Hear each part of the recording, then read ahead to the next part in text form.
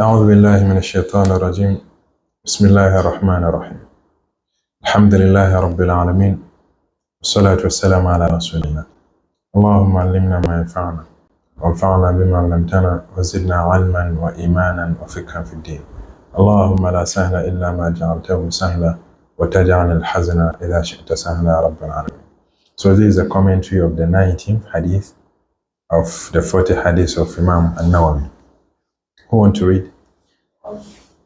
أعوذ بالله من الشيطان الرجيم. بسم الله الرحمن الرحيم. عن عبد الله بن عباس رضي الله عنهما قال: كنت خلف النبي صلى الله عليه خلف رسول الله صلى الله عليه وسلم فقال: يا غلام إني أعلمك كلمات احفظ الله احفظ الله يحفظك، احفظ الله تجده اتجاهك، واعلم أن الأمة اجتمعت على أن ينفعوك بشيء لم ينفعوك بشيء إلا قد كتبه الله لك إلا بشيء قد كتبه الله لك، وإن اجتمعوا وإن اجتمعوا على أن يضروك بشيء لم يضروك إلا بشيء قد كتبه الله عليك. رفعت الأقلام ودفعت الصحف. رواه البخاري أو الترمذي. Alright, so this hadith narrated by Abdullah ibn Abbas. So Abdullah ibn Abbas, one of the companions of the Prophet ﷺ, his kunya is Abu al-Abbas. Abu al-Abbas, that's his kunya. And then he is known as Tarjuman al-Quran or Al-Habr al-Ummah. Habr al-Ummah meaning the scholar of the Ummah.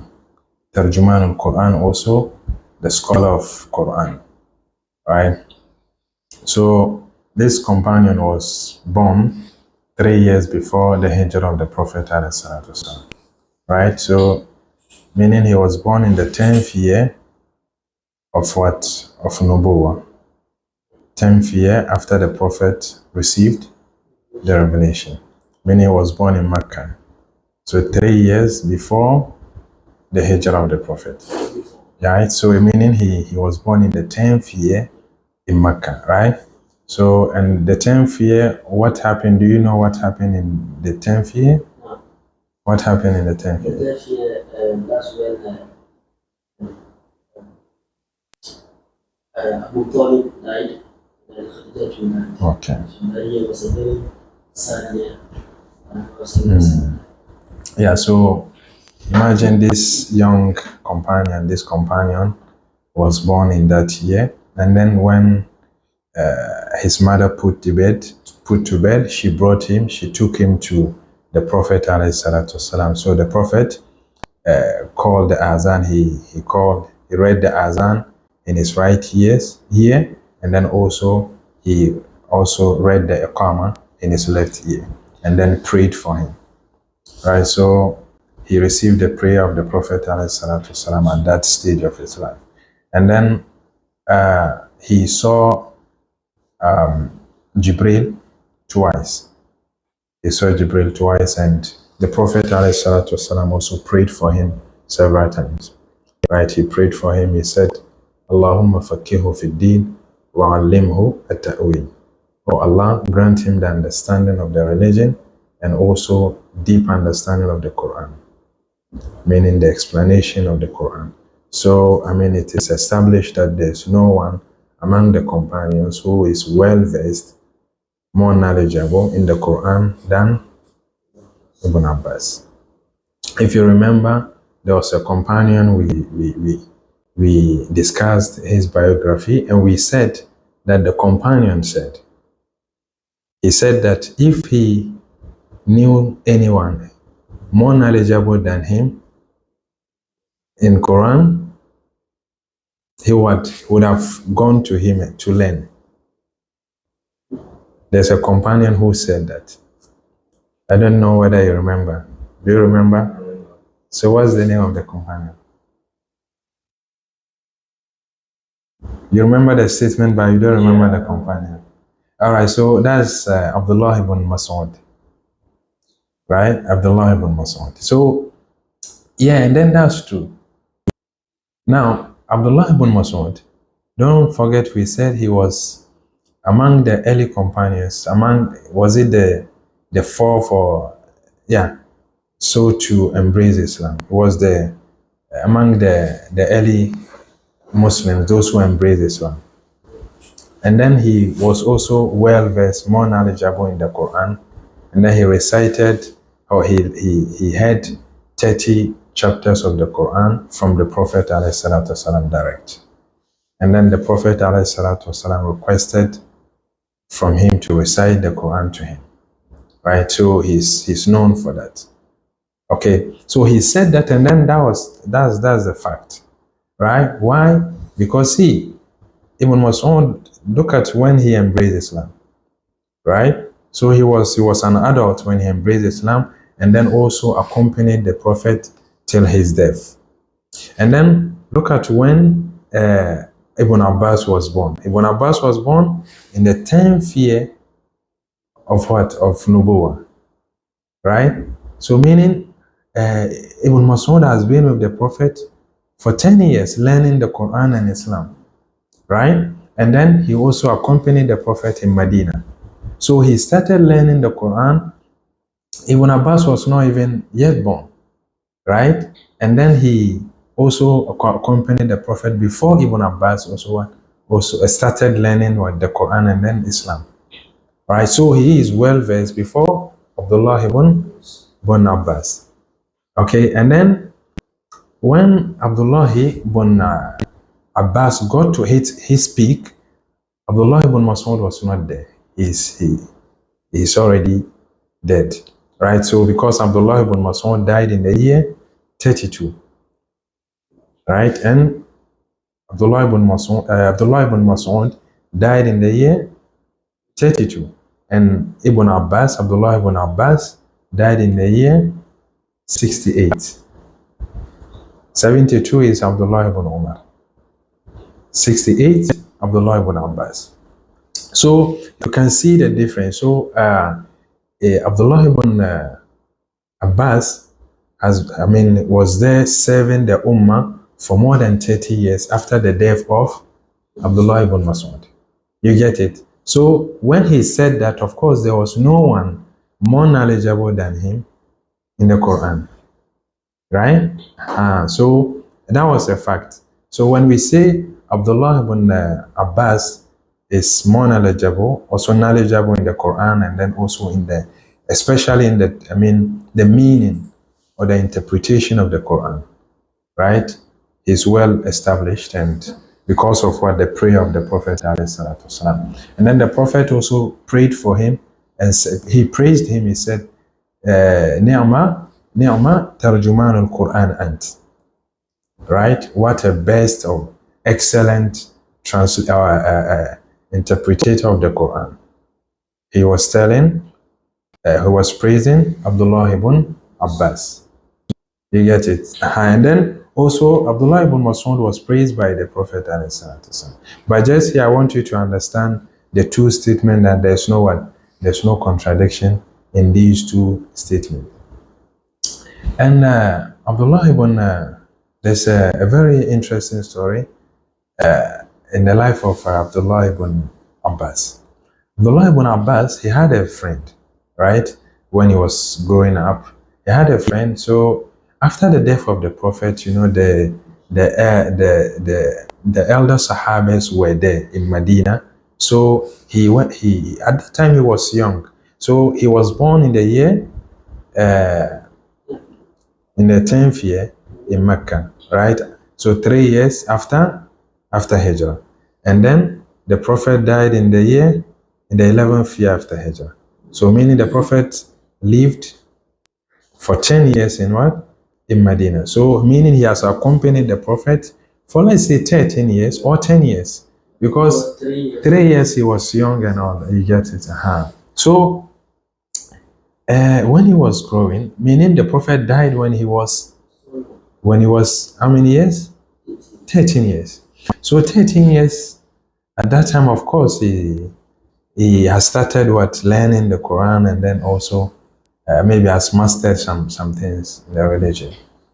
But it wasn't enough to be regarded as a scholar. So he went around narrating hadith and learning from the scholars among the elder Sahabas. So he had a friend, and he said to the friend, "Oh brother, currently we are young, and then the elderly Sahabas are still with us. Let's go to them and learn from them. Let's go and narrate hadith from them." Right?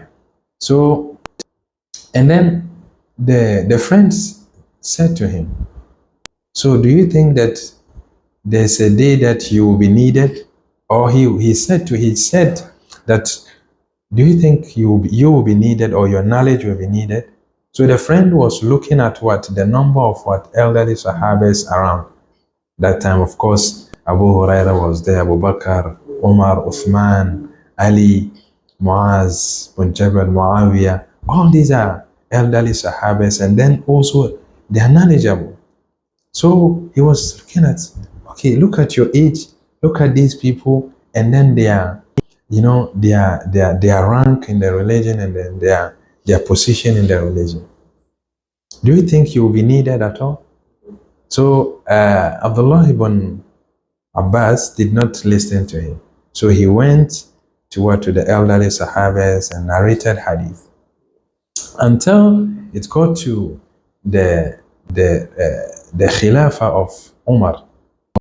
Umar, whenever there's an issue, Umar will call Abdullah ibn Abbas to consult him, and then he was giving fatwa since the time of Umar, in the time of Uthman, till he passed on, right? So meaning he started giving fatwa when he was when he was still young, before even in his he turned 20, right? Because the Khilafah of Abu Bakr lasted for only 2 years, right? And so Umar took over in the 13th year or the 14th year, right? So he was somewhere 15, 16 years, right? 15, 16 years. But he was giving fatwa, and then Amir al-Mu'minin at that time was will call him and then consult him on an issue. And then mostly he take or uses the advice or the fatwa of Abdullah ibn Abbas, right? So this is to tell you the impact, and then his position, and then the verse of his understanding and knowledge in the religion. So what happened to this boy? Later, Abdullah ibn Abbas became a very great and renowned scholar among the companions, right? So someone who started giving fatwa in the time of Umar, in the time of Uthman, right? So it got to a point he became known. That was when many of the elderly Sahabas were no more, right? So he became known and famous because of his deep understanding of the Quran, and then knowledge of Islam in general. To the extent that every morning people will come and gather in front of his house. They are all there to learn from him. So some will come because of just they want to learn some meaning of some verses of the Quran. Some will come because of fiqh. Some will come because of hadith. Some will come because of fara'id, right? Because of distribution of estate. And then also some will come because of literature, Arabic literature, or poetry.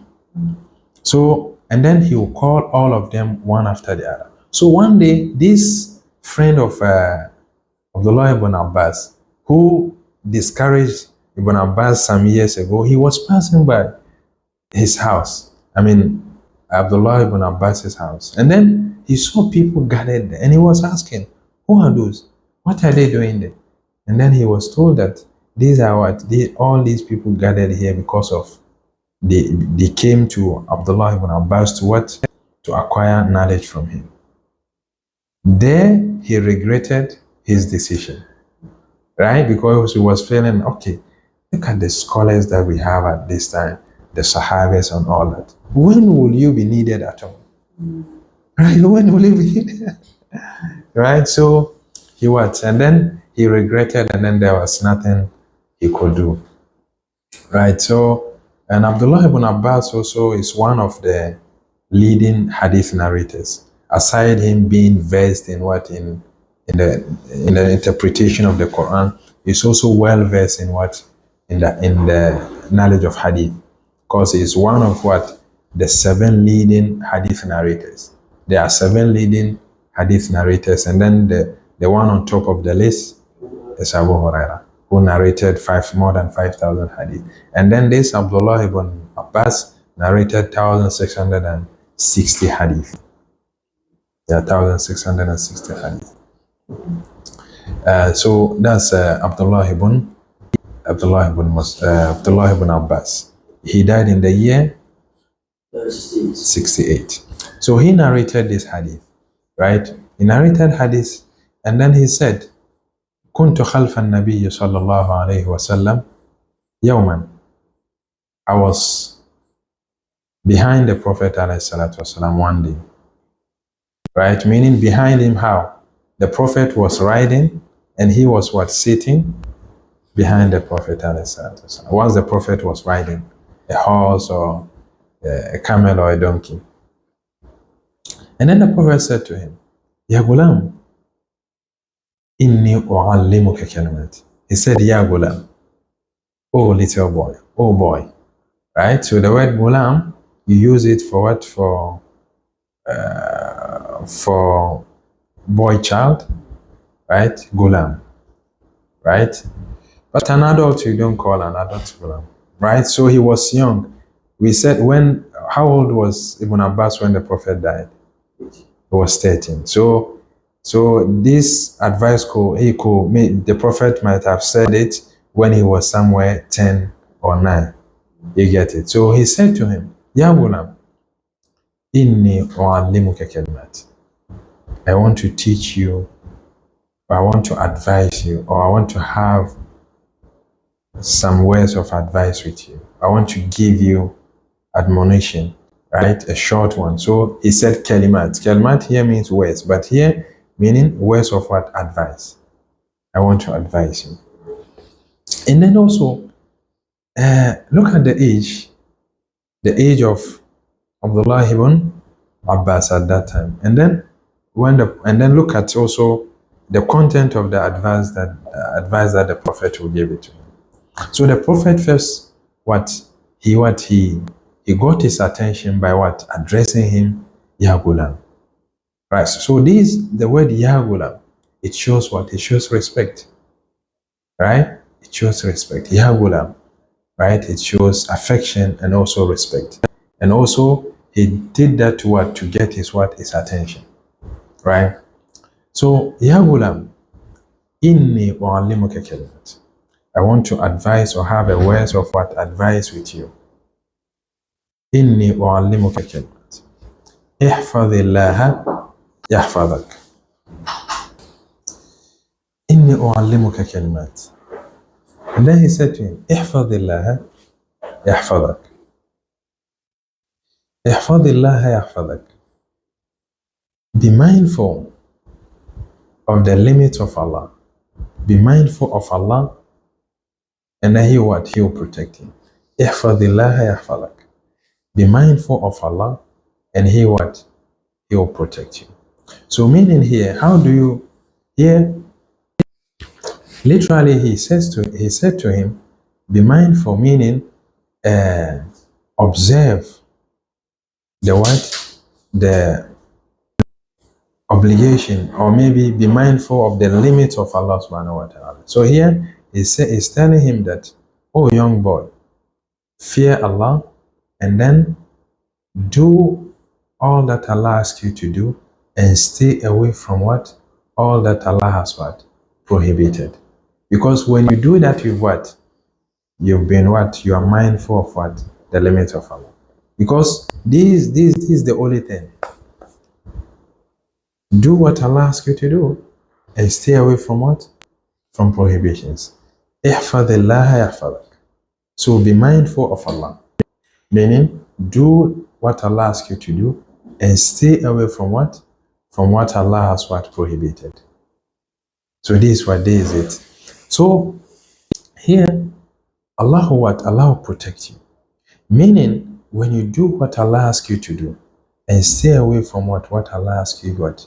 To stay away from, or what Allah has prohibited, Allah what? Allah will protect you and then also what? Also guide you. He will protect you in many ways. He will protect you.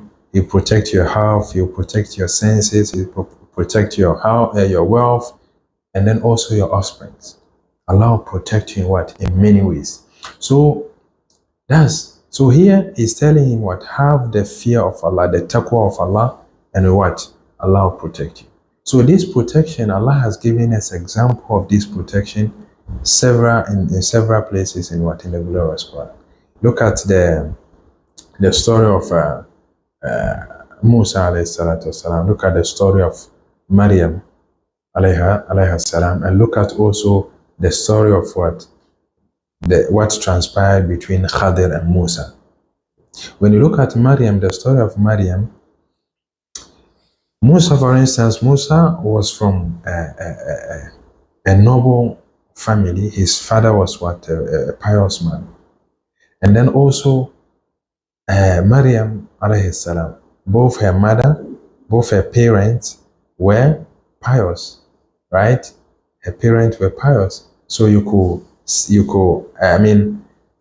observe or notice this from what? From a statement when she conceived Maryam. Right? When she conceived Maryam, she vowed that when she gave birth to a boy child, she will give the boy to what? She will give the boy to what? To the temple to serve the house of what? Allah. And then she was blessed with a girl. Even with that, she still did that. And then look at what happened. Maryam became what? Allah has honored Maryam. Why? Why? Because of what? Because of her parents. Right? So here, Allah has protected the lineage of what?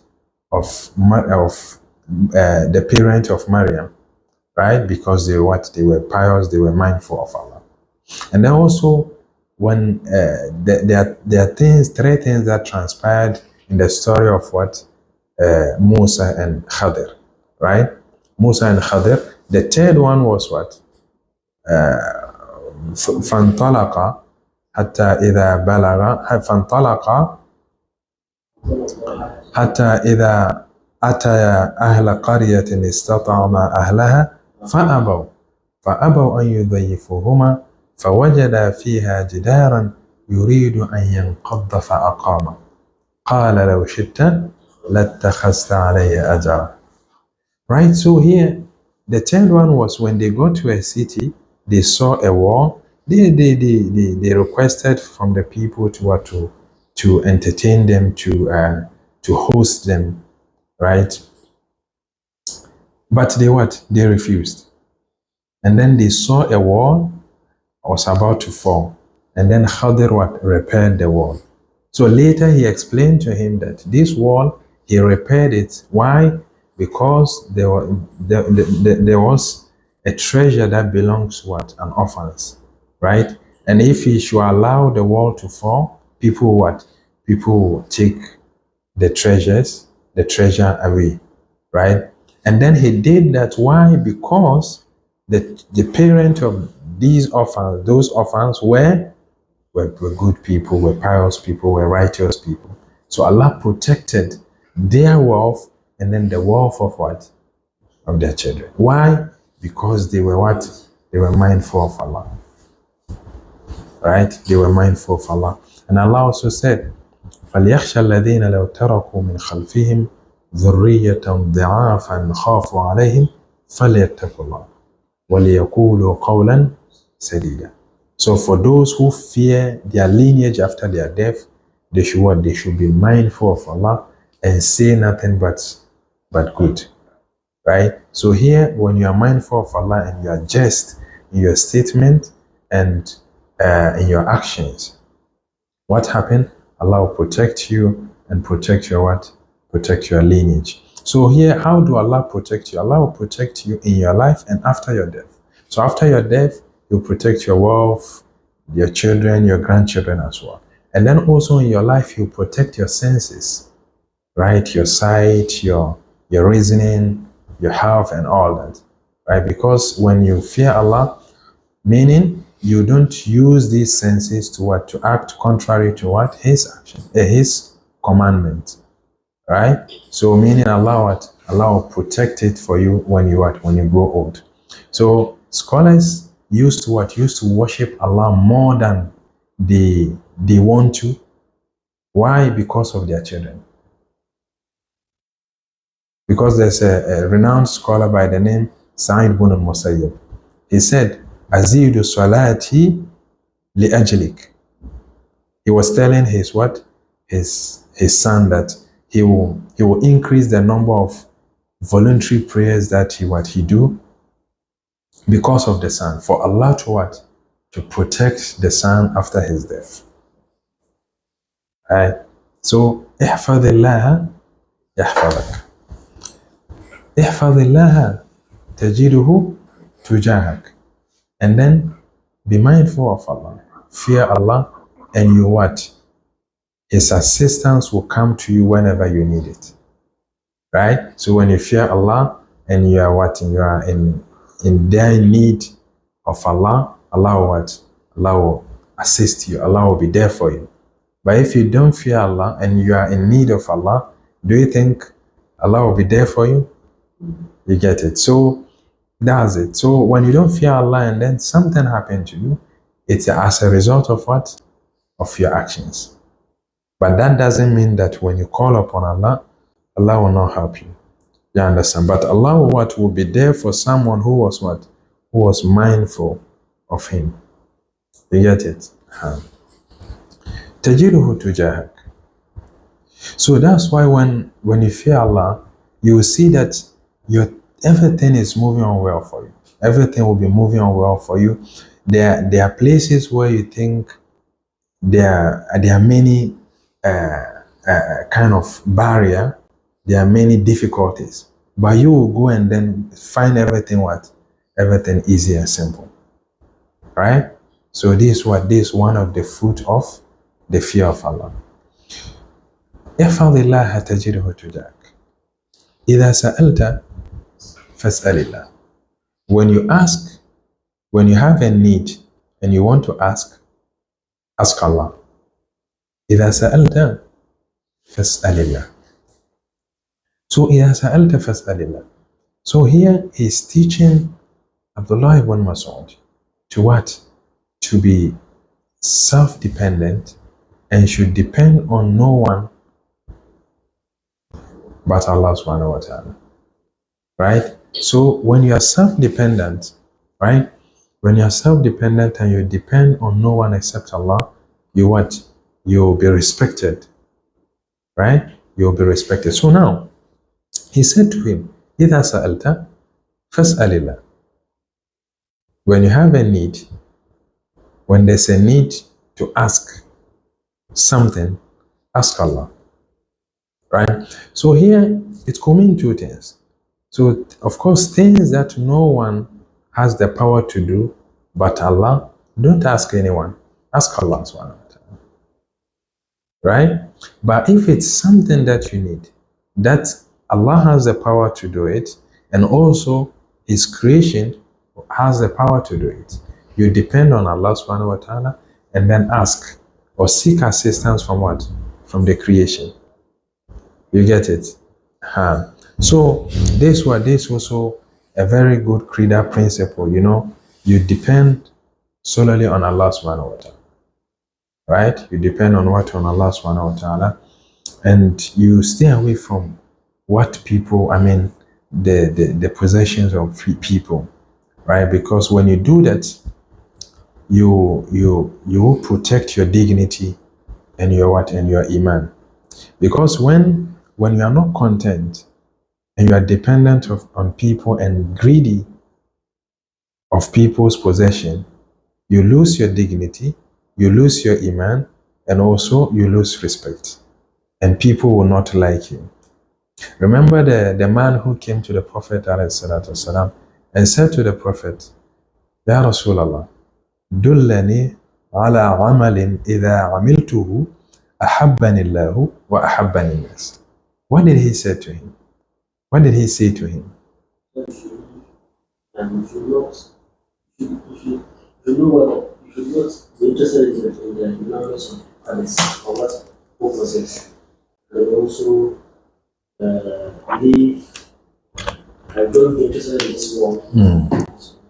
So if you don't have interest in what people's possessions, then nothing will matter. But if you also don't have interest in this world, you live like you have go back to Allah and hereafter.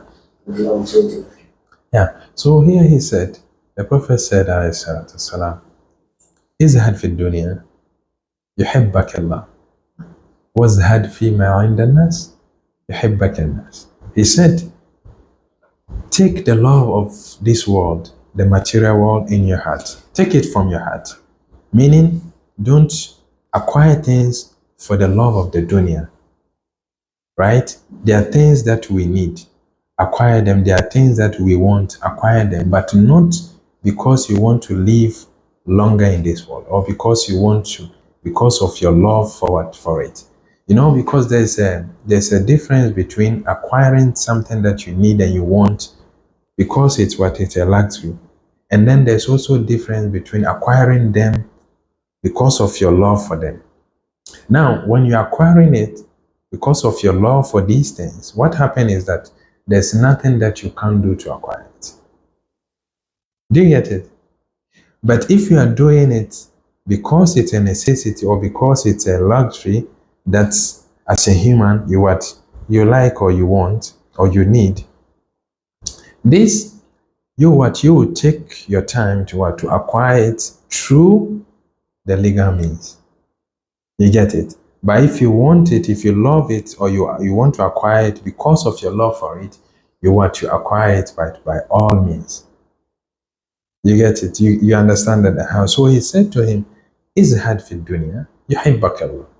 When you take the love of the world from your heart, Allah will love you. And then he said, wazhad fi ma inda nas, yuhibbaka nas. Right? He said also, don't look at or don't be greedy on what people have, or maybe you don't be greedy to acquire or to have what people are possessing. Right? Because when you do that, you're competing with these people and you want what they love. What will happen? They will not respect you or regard you. I understand. So it is the teaching of what? Of the Prophet. So, وَإِنَا سَأَلْتَ فَاسْأَلِ اللَّهِ. So this is a credal principle. You don't ask anyone except Allah. Right? You don't ask anyone except Allah, especially on things that no one has power to do except Allah. Like when you need knowledge, when you want knowledge, you ask Allah. When you are seeking for wealth, you ask Allah. When you are seeking for health, you ask Allah. Right? When you are seeking for Jannah, you ask Allah. Right? When you are seeking for long life, you ask Allah. Because all these things, no one can do it except Allah subhanahu wa ta'ala. So you ask what? You ask Allah alone. So here, the credal lesson here, or the credal principle here, is that when you ask those things that we just mentioned, when you ask other person, when you ask someone other than Allah to provide you these things, you've associated partner with Allah subhanahu wa ta'ala. Because this that we just mentioned, wealth, knowledge, health, long life, no one can give except Allah. So when you ask someone to give you other than Allah, you've associated partner with Allah in your request. And this with this this will take a person out of what? Out of Islam. May Allah protect us. So, and then also, there are things that people can do. When you ask them, there's no what? You have no sin. Right? You are not sinful, and it will not what? It will not take you out of Islam. Right?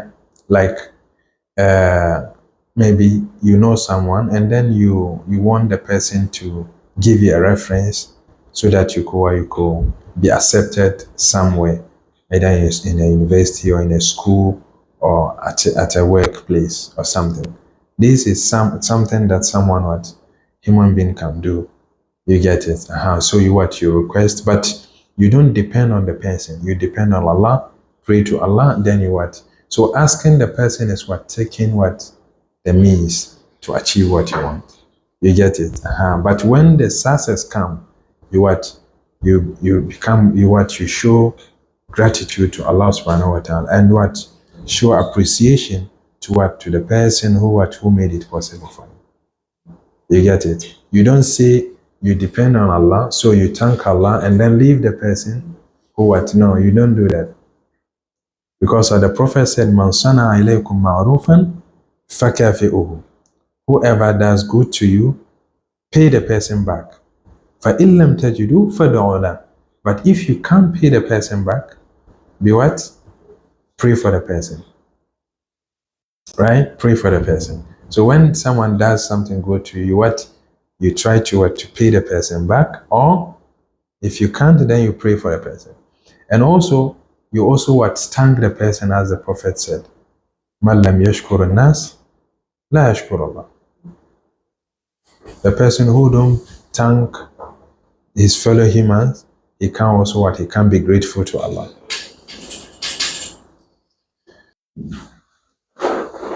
Yeah, so that's what has to do with what? With asking people for assistance, and then what to do after they've assisted you. And then also we should also keep in mind that there are certain things when you ask, there are certain things asking for it is what is prohibited. Aside what we mentioned, that things that no one can do except Allah, when you ask, that is shirk, right? But there are certain things too, when you ask, it is haram. All right. So now, there are people, they are so greedy to the extent that they ask people of things that they don't need. Right? They ask people of the things that they don't need. So, for instance, you'll find someone who has what he will eat and drink, or provision for the whole week, sometimes for the whole month. But you will see him asking people, begging. So whatever these people will give you, it's haram for you to consume. Yeah. In as much as it is permissible to seek assistance from people, you also have to keep in mind that there are things that even if people can do, it is not shirk, but it is haram for you because you don't need it. You get it? So now, this, when you ask someone something that you don't need and the person give it to you, it's haram for you. And then when you ask someone something that you can go and work for it yourself, you can go and work, or you can go and acquire it yourself, it is also haram for you to ask. Is this clear? Yeah, so this is in short to tell you that begging is what? It's haram in Islam. It's haram in Islam.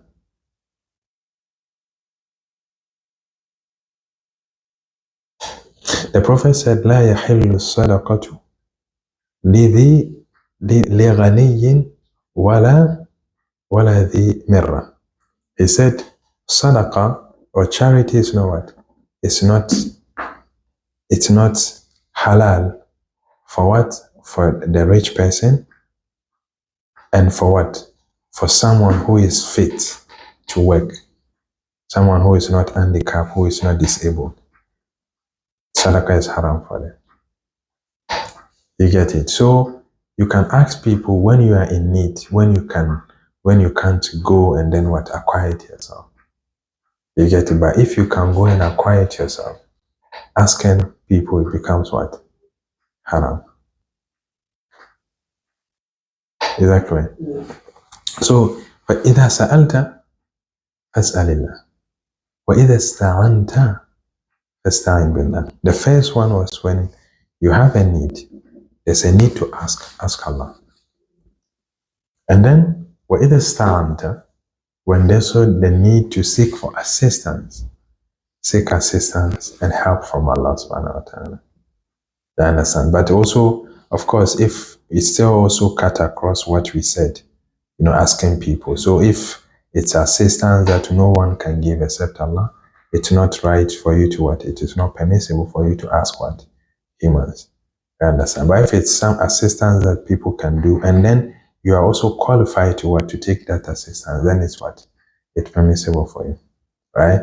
Because humans, you can't say you depend on Allah fully and then you have nothing to do with humans. Everything is Allah. Everything is Allah. No. A poet said, الناس للناس في بدو وحضارة بعض لبعض وإن لم يشعروا خدم. He said that human beings, humans and people in a urban area and the rural area are servants of what? One another. بعض لبعض وإن لم يشعروا خدم. We are what? We are servant of what? Of one another, even if we don't pay attention. You get it? So meaning those in the rural area and those in the urban area, each of us need what? Need one another. You understand? You in the urban area, you need the service of those in what? In the rural. And then those there also need what? Need your service. So you can't say you don't need what? You don't need anyone. You get it? So that's it also. So then he said, وَإِذَا اسْتَعَنْتَ فَاسْتَعِنْ بِاللَّهِ. And then also this also another credal principle, the one coming. He said, وَاعْلَمْ أَنَّ الْأُمَّةَ لَوْ اجْتَمَعُوا عَلَىٰ أَنْ يَنْفَعُوكَ بِشَيْءٍ لَمْ يَنْفَعُوكَ بِشَيْءٍ إِلَّا بِشَيْءٍ قَدْ كَتَبَهُ اللَّهُ لَكَ. Young boy, understand or know that when the entire humanity and the community of what? Jinn come together to benefit you with something, they will not be able to what? To achieve that unless something that Allah has already ordained for you. Right? So this is also a credal principle. That there's no one who can benefit you with something that Allah has not what? Already written for you. This is a credal principle. See, when we understand this, when you understand this, then you will know peace. You have peace of mind. Otherwise, you will change and change and change and change, and later still have nothing. When you understand that there's nothing that you will gain except Allah has what? Written for you. And then when you also understand that whatever Allah has written for you, that you will gain, that you will have, there's no way it will escape or bypass you. There's no way. Even if you don't go for it, it will come to you. Yes. So this is also what? A credal principle. What Allah has written for you, it will what? It will happen. It will come to you. At its appointed time. There are things that Allah has written for us that it will happen. So these things, it requires to take the means and also what? Show some effort to get it. There are certain things too, Allah has written it. Whether you've shown an effort or not, it will still come to you. There's no way.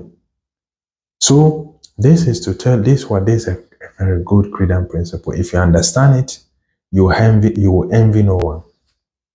Yes, when you understand this, you will envy no one. So here we will understand here. He said, uh,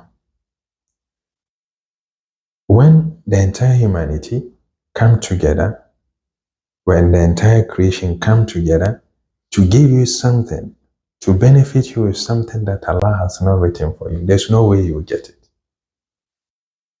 You get it? And then also, and he's continuing to say the opposite. وَإِنِ اجْتَمَعُوا عَلَىٰ أَنْ يَضُرُّوكَ بِشَيْءٍ لَمْ يَضُرُّوكَ بِشَيْءٍ إِلَّا بِشَيْءٍ قَدْ كَتَبَهُ اللَّهُ عَلَيْكَ. And when they come together to harm you, when the entire humanity, entire jinn, the entire creation come together to what? To harm you, they will not be able to do that except what? What Allah has what? Written that it will befall you. Yes. So now you have what? You have the good side, you have the bad side. So whatever, that's why Allah said, مَا أَصَابَكَ مِنْ حَسَنَةٍ فَمِنَ اللَّهِ وَمَا أَصَابَكَ مِنْ سَيِّئَةٍ فَمِنْ نَفْسِكَ. Whatever good, whatever blessing come to you, know that it is what? It's from Allah. And whatever evil, whatever bad thing, whatever calamity or affliction that befall you, it is what? It is from your own hands. It is from your own hands. So there are many things, when we reflect back, you will see that we have what? We have hand in it what? In it happening. You get it? So here, there's a credal principle. There's nothing that you what? That you gain in this world except what? Except Allah has written it for you. And then these things that you will gain or will befall someone, Allah has written it that it will happen. And then it's appointed time. And it's appointed time. So when Allah decree that you will gain something, it has its appointed time and then also the place as well. So when you are not at that place and the time is not due, there's no way you will get it. There's no way.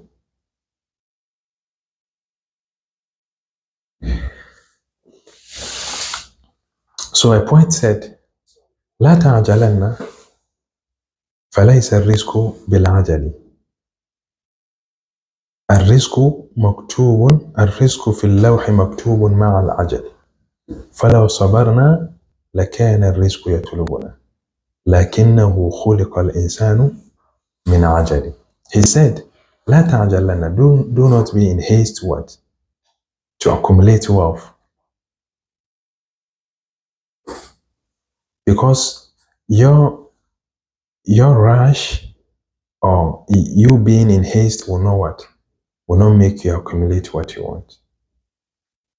And then understand that wealth that you are seeking for, Allah has already decreed. And then it will come to you at its appointed time. Right?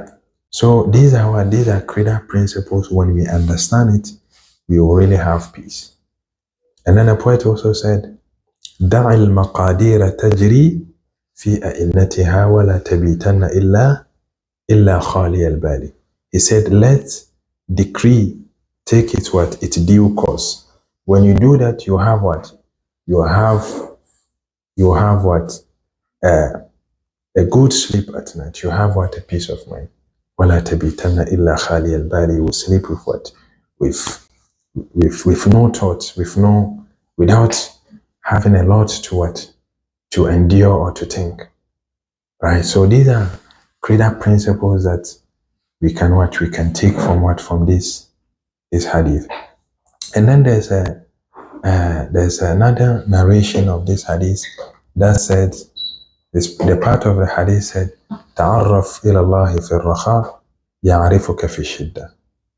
He said, be mindful of Allah, be obedient to Allah in the time of what? Prosperity. When things are moving on well for you, when you are doing well, do not forget Allah. Be mindful of Allah at that time. Because when adversity comes, when affliction, when trial set in, Allah will also what? Allah will see you through. You get it? So this is what this is. What this hadith what entails. And you can see, look at the age of Abdullah ibn Abbas when the Prophet ﷺ was giving him this advice.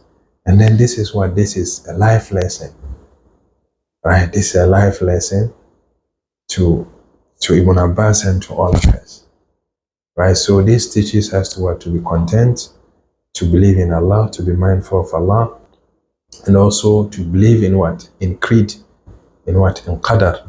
But that doesn't mean we should solely depend on what? On qadar without taking any action. Is there any question? Oh, well, you said that it's not good to be once you have the energy to work for what you are begging for, and if you don't need it, you shouldn't work for it. So, which at the end of the day, you said begging was somehow haram. No, It's haram. it's haram. It's haram. So, if somebody is begging and then you are the one giving the person what he's begging for, are you helping him do haram, or are you also incorporate like? Okay, so, Like you can work for it, you are simply. all right. So for you, the one helping this beggar, you don't know the person's situation, right? The person came to you and said to me, "Please help me. I need this and this." Sometimes they come without excuses. I'm sick and I have to go and buy medicine. I'm that. So when you help him sincerely, you will be rewarded by the sin. But the sin what will be on him if he is lying, right? And it will come to you that after 18 years, and the world is. Yeah. So The person can work at. yeah. So with this, if you can help the person start something, that is better. You understand? Than giving him something that he will eat on that day. Tomorrow too he will come. But when you say, okay, you don't have what to eat, but what can you do? Right? What can you sell? What do you know how to do? So if he tell you, then you ask the person, how much do you need? What do you need to start what you can do better? Then you help the person. When you do that, you've given the person what? A livelihood, right? But when you give the person something, right, a token, he will go to another person and then it's continue. It's a business, right? It's a business. So for you, you are not sinful, but also sometimes you have to help. I mean, give the person guidance. You remember a companion, someone came to the Prophet and then he was begging. Then the Prophet ﷺ guided him. He asked him to go and to go to the bush and then cut firewood, right? And then go and sell it, right? And then the person did and then became what? Became self-sufficient. You understand? So some people, they just need guidance. They can do it, but because of kind of a certain mindset or where they're coming from or their background, they kind of don't know what to do. You understand? So you provide them that guidance, and then assistance as well. And like sometimes it's like also come to like example that he hasn't eaten the whole day, like that's no excuse. And you don't have like that huge amount of money to just say help me start a business or something like that. We just have some people we bought food and then it's an exchange like FCs. The person that's actually not just using nobody's agreement. So it's acceptable or something. So like that's the only thing you have for them. Like a big deal. You don't have that amount of money for him to start a business or something like that. So you give to him. Yeah, you give it to him. You are not sinful. Yeah, you are not sinful. You give him food to eat or you give him what to buy food. You are not sinful. But the sin will be on him. But sometimes too, we have to be cautious and do our due diligence when it comes to those things. Yeah. Any other question? All right, so let's pause here. وآخر دعواهم أن الحمد لله رب العالمين.